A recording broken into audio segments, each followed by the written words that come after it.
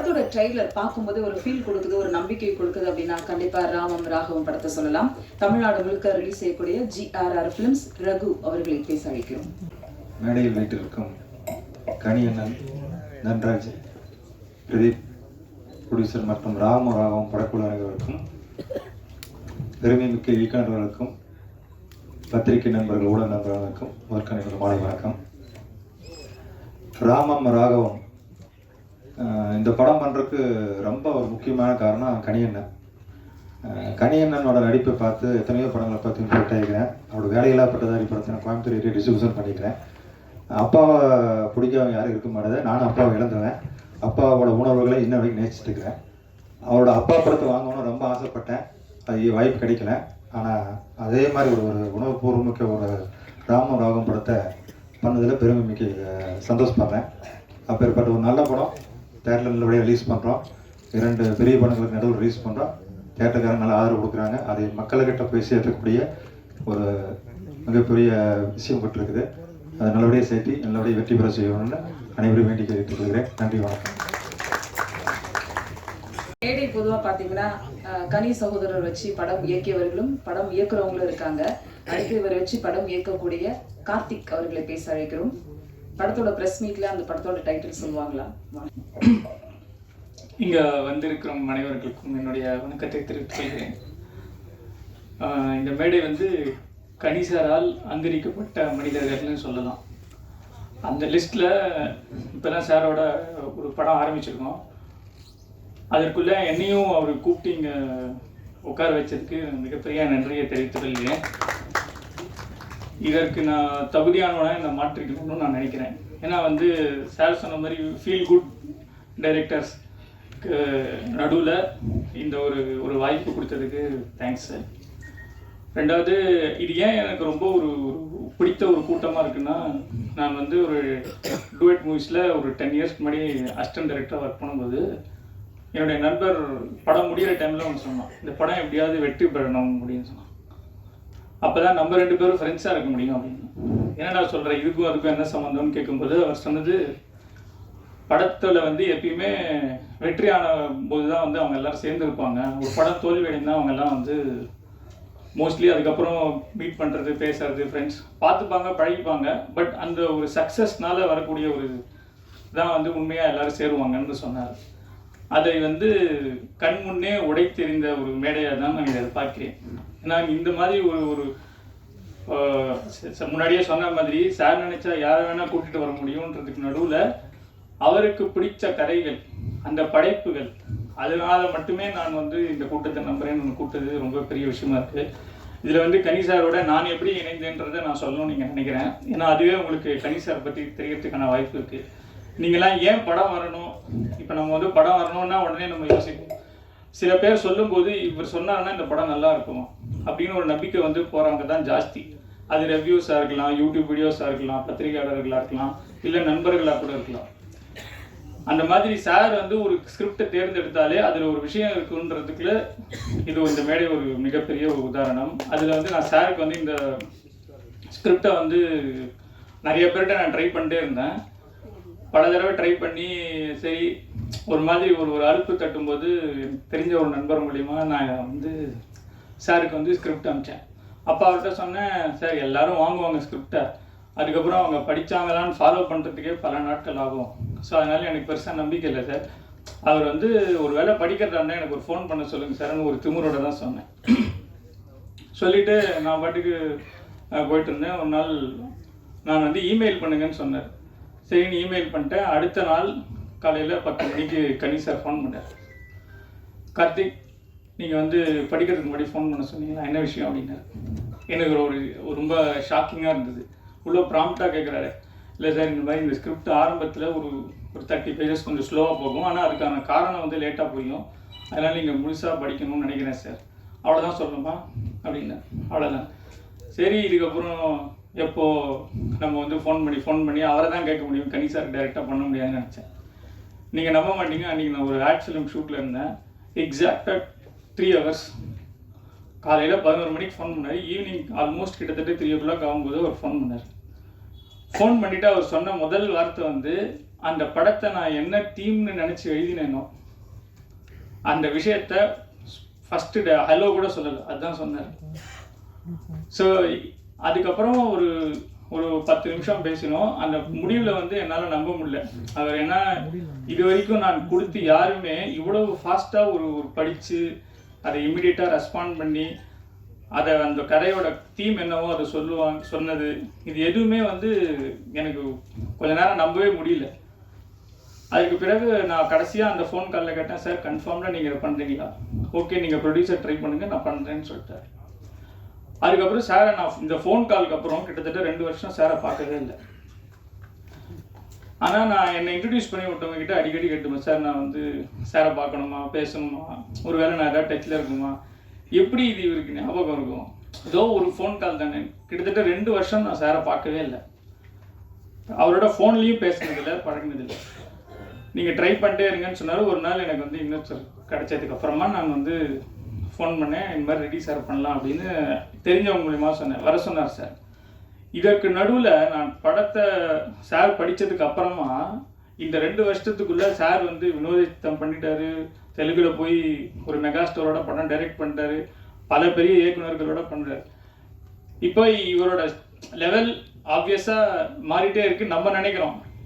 ஆனால் சார் வந்து அந்த சொன்ன வார்த்தை, நான் இதை பண்ணுறேன்னு சொன்னது, அவர் எவ்வளவு பெரிய ஒரு மனிதராக வளர்ந்திருந்தாலும் கரியராக அதை பொருட்படுத்தாமல் அன்னைக்கு என்ன வார்த்தை சொன்னாரோ நான் இந்த படத்தை பண்ணுறேன்றது அதில் ஒரு மாற்றமே இல்லை. அந்த சொன்ன சொல் ஒரு பானம், ஒரு வார்த்தை, இதுதான் ராமருடைய ஒரு பெரிய ஒரு டேக்லைன்லாம் சொல்லுவாங்க. அதற்கு உதாரணமான ஒரு மனிதராக நான் உங்களுக்கு பார்க்குறேன். அதுக்கு பிறகு இப்போ சாரோட படம் ஆரம்பிச்சதுக்கு அப்புறமாவே என்னை இங்கே கூப்பிடணும்னா அவருக்கு அந்த என் மேலே நம்பிக்கைன்றதை விட அந்த சொல்ல வந்த கருத்து மேலே அவருக்கு இருக்கிற நம்பிக்கை தான் எனக்கு ரொம்ப ஆச்சரியத்தை கொடுக்குது. ஏன்னா இந்த கருத்தை நம்பி படத்தை எடுக்கக்கூடியவர்கள் தான் இன்னைக்கு கொஞ்சம் கம்மியாக இருக்காங்க. அது இன்னொரு விஷயம் என்னன்னா, சார் என்னை இங்கே கூப்பிட்டு இங்கே நீங்கள் வரணும் அப்படின்னு சொன்ன உடனே நான் வந்து சரி ராமம் ராகவம்ன்ற படத்தில் வந்து ட்ரெய்லர் பார்த்தேன். உடனே இதில் வந்து அப்பா சொன்னதை கேட்காத ஒரு பையனாக இருக்கான், ஏன்னா இது ராமாயணத்துக்கு மொத்தமாகவே ஆப்போசிட்டாக இருக்கு, இது மாதிரி ஒரு டைட்டில் எதுக்காக வைக்கணும் அப்படின்னு யோசிக்கும் பொழுது, ராமர் வந்து இந்த பூமிக்கு வரத்துக்கு முன்னாடி கிட்டத்தட்ட 40-50 அரசர்கள் அதற்கு முன்னாடி இக்ஷ்வாகு குலத்தில் வாழ்ந்திருக்காங்க. இந்த குலத்தில் வந்து குறித்த ஒரு முக்கியமான ராஜா வந்து சகரன். அந்த சகரனுக்கு வந்து அஜமஞ்சஸ்னு ஒரு பையன் பிறக்கிறான். அந்த பையன் தர்ம பாதையில் நடக்கல, எல்லா விதமான கெட்ட காரியங்களையும் பண்ணுறான். அந்த பையனை வந்து ஊரை விட்டு துரத்திடுறான். ஆனால் அதுக்கு கூட சில கசின்ஸ் எல்லாம் பிறக்கிறாங்க. அதில் வந்து ஒரு 60,000 பேர் இருக்காங்க. அந்த மனிதர்கள்லாம் ஏதோ ஒரு முனிவரோட சாபத்தினால வந்து சாம்பல் ஆயிடுறாங்க. ஸோ ஒரு குலத்தை ராமர் பிறக்கிறதுக்கு இது ஒரு 13 ஜெனரேஷன் முன்னாடி ஒரு பையன் வந்து அப்பாவோட பேச்சை கேட்காம வழி தவறி போயிடுறான். அதற்கு பிறகு அந்த குடும்பம் வந்து திரும்ப வர்றதுக்கு அதுக்கு அடுத்து 3 ராஜாக்கள், திலீபன், அம்சுமான், பகீரதன்ற கதைகள்லாம் வந்து பகீரதனால கங்கை வந்து பாரத தேசத்துக்கு கொண்டு வரப்பட்டு மோட்சம் அடைந்து அந்த குலம் வந்து திரும்ப வந்து மாறுது. அப்போ ஒரு பையன் வந்து ஒரு ஃபேமிலியிலேருந்து தன்னுடைய அப்பா நினைத்ததோ இல்லை தர்மத்திலேருந்து விலகினான், அவர் சொன்ன மாதிரி ராகவன்ற ஒரு பையன் வந்து இருக்கக்கூடாது எந்த வீட்லையும் அப்படின்னு சொல்றாருன்னா, அந்த பையனை திரும்ப வந்து என்னைக்கா ஒரு நாள் எப்படியாவது கூட்டிட்டு வரணுன்ற அந்த முயற்சி வந்து எல்லா அப்பாக்களும் தினம் இந்த சமுதாயத்தில் செஞ்சுட்டே இருக்காங்க. அதனாலதான் அப்பா அப்படின்ற ஒரு கேரக்டரை சார் வந்து இம்பார்ட்டண்ட்டாக எடுத்து அந்த அந்த அந்த பலவிதமான டைமென்ஷன்ஸை எக்ஸ்ப்ளோர் பண்ணுறது ரொம்ப இன்ட்ரெஸ்டிங்காக இருக்குது. ஸோ இந்த படத்துக்கும் ஆக்சுவலாக ராமாயணத்துக்கும் ரொம்பவே ரிலேட்டடாக இருக்குது. ஏன்னா முன்னாடி சொன்ன மாதிரி தான் ஒரு அப்பா வந்து கண்டிப்பாக என் லைஃப்பில் எப்படி வேணால் சக்ஸஸ்ஃபுல் ஆகலாம், ஆனால் தன் பையனை வந்து நல்லா வளர்க்குறது அந்த இடத்துல மட்டும் தோத்துட்டானா எந்த வெற்றிக்கும் அது சமமாகவே ஆகாது. ஸோ இந்த மாதிரி ஒரு படம், ஒரு முயற்சி, இது பசங்க எல்லாருக்குமே ஒரு நல்ல ஒரு பாடமாகவும் இருக்கும்னு நான் நினைக்கிறேன். இந்த படம் மிகப்பெரிய வெற்றி அடையணும்னு என்னோட இறைவனை வேண்டிக்கிறேன். தேங்க்யூ. Thank you sir. அடுத்து நாம் பேச அழைக்கிறோம். அன்பை வார்த்தைகளால் சொல்வதற்கு பதிலாக உழைப்பை கொட்டி காட்டும் ஒரே ஜீவன் அப்பா. அப்பா மகன் கதையை பேச போகும் ராகவன் படத்திற்காக வாழ்த்து வந்திருக்கும் தீபக் அவர்களை பேச அழைக்கிறோம். இங்கே வருகை தந்திருக்கும் பத்திரிகை நண்பர்கள், அதாவது எல்லா ஃபார்மேட்லேயும் mainstream media, digital media எல்லாருக்கும் வணக்கம். அதே போல் இந்த நிகழ்ச்சிக்கு வருகை தந்திருக்கும் வெல்விஷர்ஸ் மற்றும் இங்கே இருக்கக்கூடிய அற்புதமான இயக்குநர்கள் அனைவருக்கும் வணக்கம் மற்றும் படக்குழுவினர் அனைவருக்கும் வணக்கம். என் குருநாதர் சமுத்திரகனி சார், அவருடைய முதல் அவர் இயக்குன ஒரு சின்னத்திரை சீரியல் தான் நான் நடிக்க ஆரம்பித்தேன். ஸோ அப்போலேருந்து நான் அவரை பார்த்துட்ருக்கேன். ஸோ ஒரு வெற்றி இயக்குனராக சின்னத்திரையில் இருந்தார். அதற்கு பிறகு திரைப்படங்கள் போய் இயக்க ஆரம்பித்தார். ஒரு சில படங்கள் இயக்குனார். அது பேசப்பட்டது, ஆனால் அது வந்து பெருசாக ஒரு வரவேற்பு கிடைக்கல. அதற்கு பிறகு எந்த ஒரு யோசனையும் இல்லாமல் மீண்டும் வந்து சின்னத்திரைக்கு வந்து திருப்பி இயக்குனார். அதுக்கப்புறமா திரும்பவும் இல்லை, எனக்கு பெரிய ஒரு விஷயத்து இருக்குது, நான் அதை நோக்கி போகணும்னு சொல்லிட்டு அதுக்காக வந்து ஃபேமிலிக்கிட்டலாம் சொல்லிவிட்டு, உனக்கு என்னம்மா பணத்துக்கு எந்த குறைச்சலும் இல்லைம்மா பார்த்துக்கிறோம் அப்படின்னு சொல்லி வீட்டில் வந்து ஒய்ஃப் கிட்ட கூட சொல்லிவிட்டு திரும்பவும் சினிமாவுக்கு போனார். ஆனால் அந்த முறை ஒரு அசோசியேட் டைரக்டராக போனார். அதுக்கப்புறமா பொறுமையாக ஒரு படமாக இயக்கி அதுக்கப்புறமா வந்து ஒரு பெரிய நடிகராக மாறினார். அப்பவும் வந்து அவர் எங்கேயுமே நிற்கவே இல்லை. எப்போவுமே வந்து ஓடிக்கிட்டே இருக்கணும்டா, வாழ்க்கையில் நம்ம சாதிக்க வேண்டிய விஷயங்கள் நிறைய இருக்குது அப்படின்னு எப்பவுமே சொல்லிக்கிட்டே இருப்பார். இன்னி வரைக்கும் அதான் சொல்லிகிட்டு இருப்பார். அண்ட் அதையும் தாண்டி நம்ம தம்பி ரம்யா சார் சொன்ன மாதிரியும் அவர் எப்பவுமே என்கிட்ட சொல்கிற ஒரு விஷயம் என்னென்னா, குடும்பத்துக்கு வேண்டியது செஞ்சிடணும்டா. ஆனால் அதை தாண்டி நம்ம வந்து வாழ்க்கையில் ரிலாக்ஸ் ஆகிற கட்டத்தில் நம்ம திரும்பி பார்க்க போது நம்ம என்ன படைச்சோம், நம்ம என்ன பண்ணியிருக்கோம், என்ன சாதிச்சிருக்கோம், இந்த சொசைட்டிக்காக நம்ம என்ன கொடுத்துருக்கோம் அப்படின்னு நம்ம திரும்பி பார்க்கும்போது நம்ம பேர் சொல்கிற மாதிரி ஒரு 20 படைப்புகளாக அது இருக்கணும் அப்படின்னு அவர் எப்பவுமே சொல்லிக்கிட்டே இருப்பார். அது வந்து ஒரு உண்மையான விஷயம் கூட. ஏன்னா இன்றைக்கி இங்கே இருக்கக்கூடிய இயக்குநர்கள் அதுக்கு பெரிய சாட்சி. அவ்வளோ அழகான படைப்புகளை கொடுத்த இயக்குநர்கள் இன்றைக்கி சனி சாருக்காக வந்திருக்காங்கன்னா அதை அவர் மேலே வச்சிருக்கிற அது ஒரு அந்த அளவு கடந்த ஒரு பாசம், மரியாதை மற்றும் அவருக்கு இவங்க கொடுக்குற ஒரு அங்கீகாரம் தான் நான் நினைக்கிறேன். ஸோ அப்படிப்பட்ட அந்த படைப்புகளில் கண்டிப்பாக ராகவமும் கண்டிப்பாக வந்து சேரும்ன்ற நம்பிக்கை எனக்கு இருக்குது. அவர் வந்து இப்போ சொன்னார், அதாவது வந்து தன் பிள்ளைகளுக்கு தாண்டி வந்து ஒரு மகனாக வந்து என்னை வந்து அவர் வந்து பாவித்து வந்து ஒரு அங்கீகாரம் கொடுத்துருக்காரு. உண்மையில் ரொம்ப சந்தோஷமாக இருக்குது. அதையும் தாண்டி வந்து நம்ம இயக்குனர் தன்ராஜும் வந்து அந்த வார்த்தையை சொல்லியிருக்காரு. ஸோ உண்மையிலேயே அது நல்லாவே பொருந்துது. ஸோ இந்த கதை எப்படி இருக்க போகுதுன்றது வந்து ஒரு தந்தைக்கும் மகனுக்குமான இருக்க ஒரு அற்புதமான உணர்வு. அதை வந்து ஒரு அழகான படைப்பாக வெளியே கொண்டு வர போகிறாங்க. ஸோ எல்லாரும் போல நானும் காத்திருக்கிறேன். நானும் ஒரு தந்தை தான். என் மகனுக்கும் எனக்கும் ஒரு கண்டிப்பான ரிலேஷன்ஷிப் அந்த பர்டிகுலர் ஏஜ் குரூப்பில் எப்படி இருக்குன்றதை நானும் பார்க்கணுன்றத ரொம்ப அவரோட காத்துக்கிட்டு இருக்கேன்.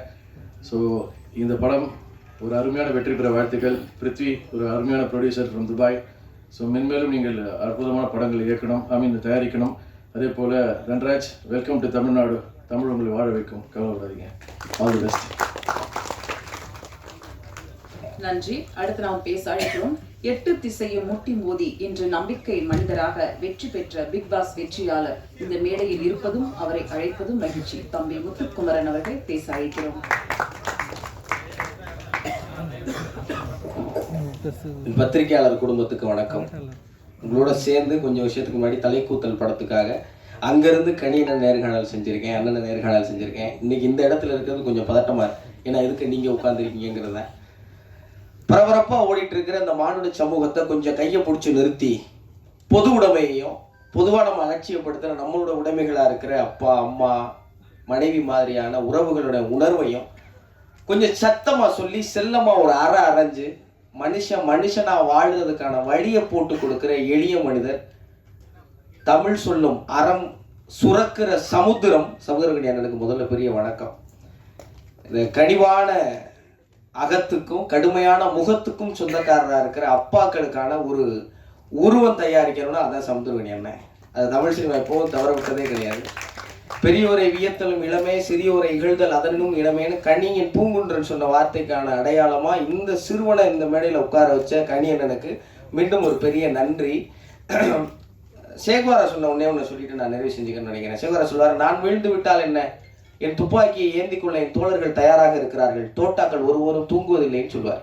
அப்படி அவருடைய தோட்டாக்களை ஏந்துவதற்கான, துப்பாக்கி ஏந்துவதற்கான இயக்குனர்களை தொடர்ந்து உருவாக்கிட்டே இருக்கிற இந்த சமுதிரம் என்றும் வற்றாது என்ற பெரிய நம்பிக்கையோடு தமிழ் சினிமா என்றும் வாழும்.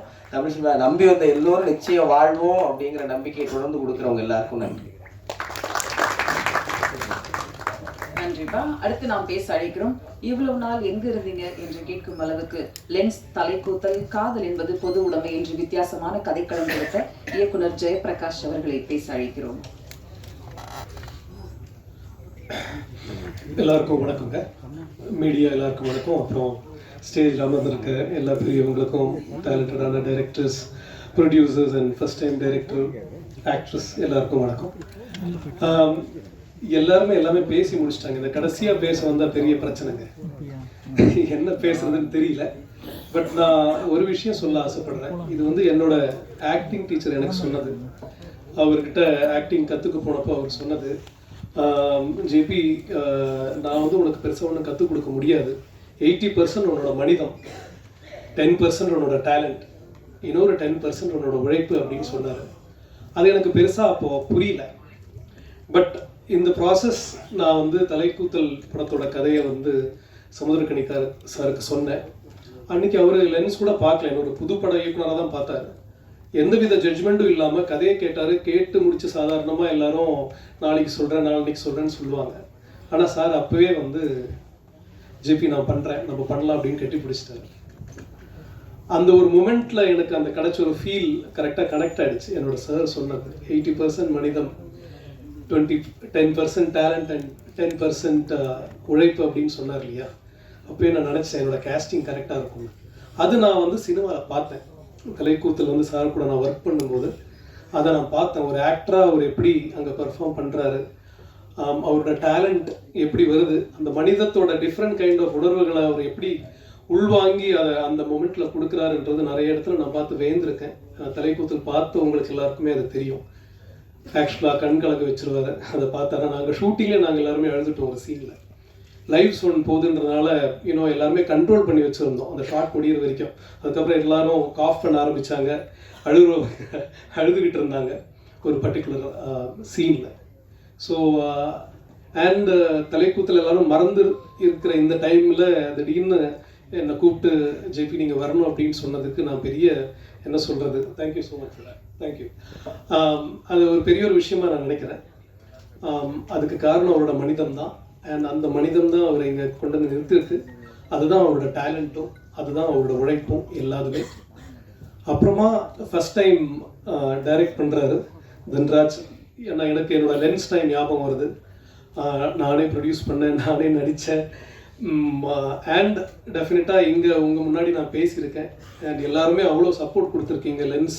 இப்போவும் லென்ஸ் பற்றி எல்லாரும் பேசுகிறாங்கன்னா அதுக்கு காரணம் மீடியா தான். அதே மாதிரி இந்த ஃபஸ்ட் டைம் முயற்சி ராமம் ராகவத்துக்கு உங்களோட எல்லா சப்போர்ட்டும் இருக்கணும் அப்படின்னு நான் வேண்டி கேட்டுக்கிறேன்.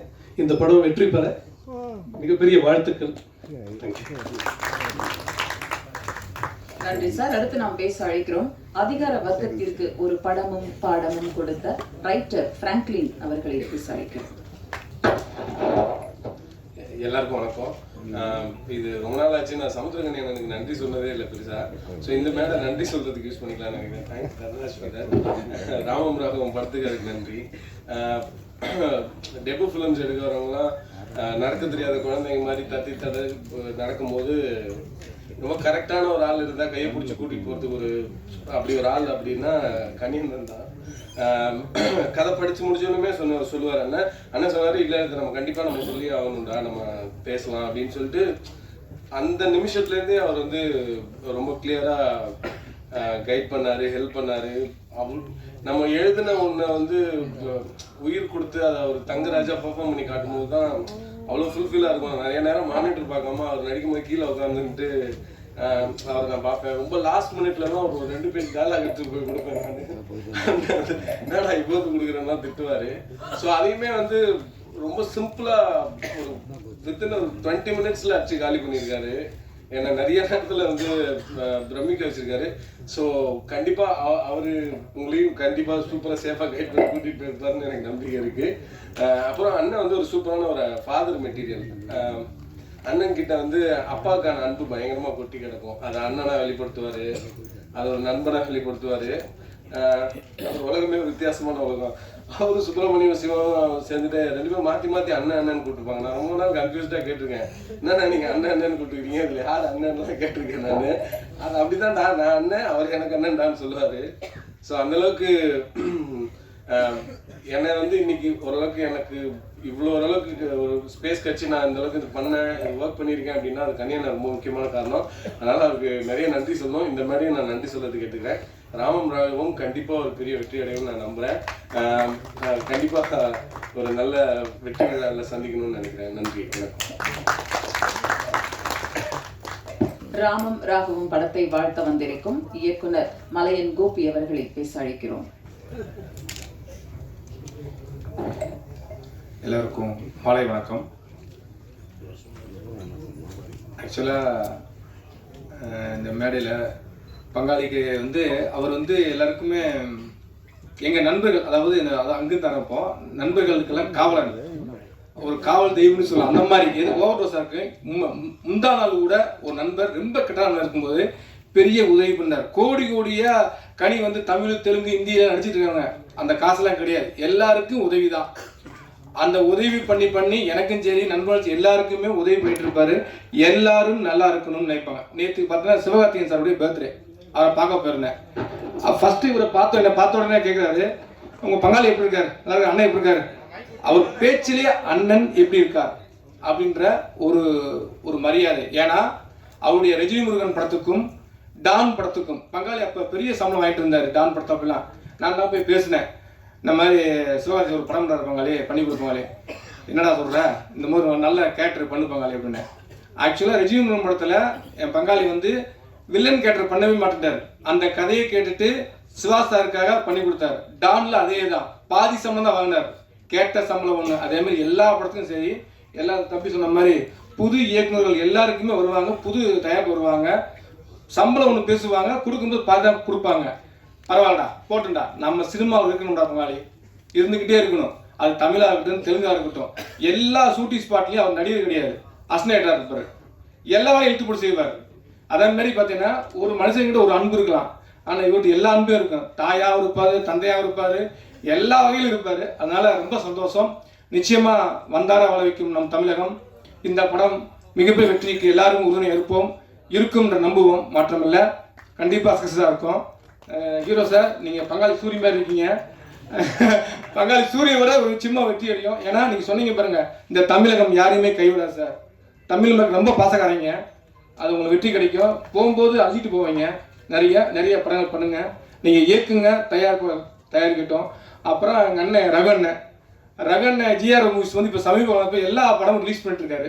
ஆனால் அவருக்கு ஒரு சின்ன இது என்னன்னா, அப்பா படத்தை நான் ரிலீஸ் பண்ண சொல்லி என்கிட்ட பலமுறை பேசியிருக்காரு. நானும் பங்காளி சொல்லியிருக்கேன், எங்கள் அண்ணன் வேல்முருகன், நாங்கள் 2 பேரும் போய் முத பேச போனோம். அதுக்கப்புறம் வேற எதுவும் போயிடுச்சு. ஏன்னா அப்போ இருந்தே பங்காளி படத்தை பண்ணாங்க அப்படின்னு ஆசை.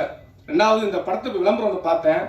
அந்த விளம்பரம் இன்னைக்கு தமிழகத்தில் எல்லாருக்கும் பிடிச்சிருக்கு. அது என்னன்னா, பங்காளி நடிச்ச அப்பா பையன் பாசத்தை விட்டின விளம்பரம். வேலையில்லா பட்டதாக இருந்து இன்னைக்கு வந்து டான்ல இருந்து அப்பால இருந்து, அந்த வரிசையில் நிச்சயமா சொல்றேன், இந்த படம் வெற்றி படமா அமையும். வாழ்த்துக்கள். இந்த டீமுக்கு என்னுடைய வாழ்த்துக்கள். நன்றி, வணக்கம்.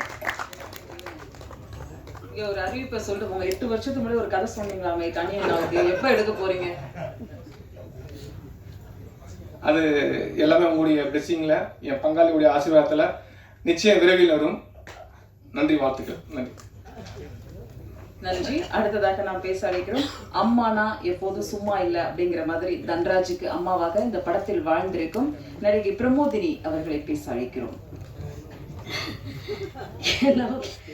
எல்லாருக்கும் வணக்கங்க. எல்லா மேடை மேலே இருக்கிற எல்லா டைரக்டர்ஸ்க்கும் வணக்கம். ராமம் ராகவம் 21 February ரிலீஸ் ஆகிட்டுருக்கு. உங்களுக்கு எல்லாருக்கும் தெரியும், இது அப்பா மகனோட ஒரு ஸ்டோரி. ஆனால் எனக்கு மட்டும் ஏதோ ஒரு ஆர்டிஸ்டாக வந்தோம், நடித்தோம், பணம் வாங்கினோம், போனோன்றது கிடையாதுங்க. என் நெஞ்சுக்கு ரொம்பவே கிட்ட இருக்கிற ஒரு படம்.